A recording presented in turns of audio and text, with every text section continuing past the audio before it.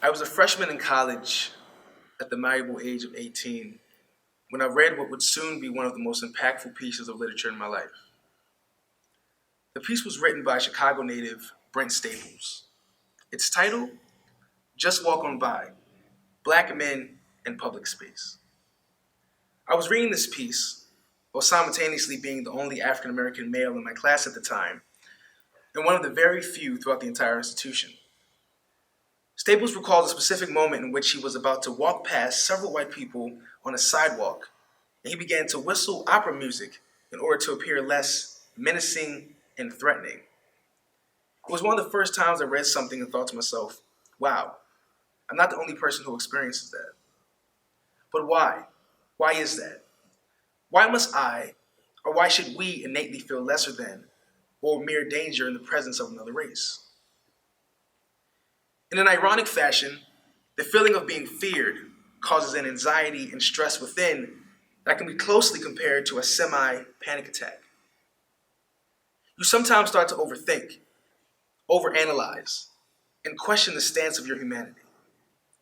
What makes it worse is knowing that regardless of your background or personality, you feel all that becomes irrelevant, and in that moment of simply existing, the outside world sees one thing: hexadecimal code 00000,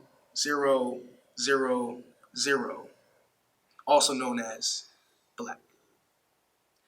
While I was a journalist for the Baltimore Times, I gave a TED Talk in York, Pennsylvania titled Erasing the Myths of Writing. For the entirety of my presentation, I spoke on several tips to becoming a better writer and a few of my accomplishments while being a 20-year-old journalist at the time. So I ended the presentation asking my audience one sole question. I asked, when I'm walking alone at night and I'm walking with my friends, when you see me walking down the sidewalk, do you see a classically trained musician? Do you see a journalist? Do you see an entrepreneur? And as I step off this platform tonight, do me one favor. Keep on thinking. Though the dilemma stems further than a few moments of uncomfortability or awkwardness, it impacts us being African American males and African Americans, on a life and death scale. Black people, who account for 13% of the US population, accounted for 27% of those fatally shot and killed by police in 2021, according to Mapping Police Violence, a nonprofit group that tracks police shootings. Among homicide victims in 2019, where the race was known, 54.7% were Black or African American, 42.3% were white, and 3.1% were of other races. A KFF poll finds that the vast majority, 71%, of Black Americans say they've experienced some form of racial discrimination or mistreatment during their lifetime, including nearly half, 48%, who say at one point they felt their life was in danger because of their race. I thought about a few of my fears and the overarching topic of fear in general. The number one thing I want for my fears to do is go away. Whether I have to face them or get away from them, I want them to go away. And that's the problem here. Fear, which is often accompanied by disdain. Why are we faced with other sectors of people not understanding or viewing us in a dark light? Well, that goes back to several sins of American society. But it's one thing to understand the problem and another to address it. I spoke on the problem we face with detail and specificity and with purpose.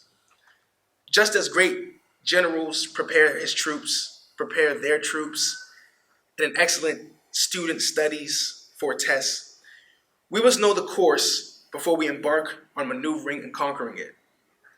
Before we as African American men figure out our next steps to creating a better society, we must first succeed in several aspects. Unity amongst ourselves, peace within ourselves, and reassurance of our value to society. As strong as we are, we need to be reminded and shown. We do not need a superhero-esque savior. With the power of productive communication, brotherly love, and organized researched healing, We are positioning ourselves to face the silent dilemma of experiencing American society as African American men. This is why events such as today are so important. This is why being around people such as Dr. Gregory is so important. Being around brothers such as yourself are so important to increase our health, our mental, emotional, and spiritual strength. And thank you for being here today. And I look forward to getting rid of the silent inks. Thank you.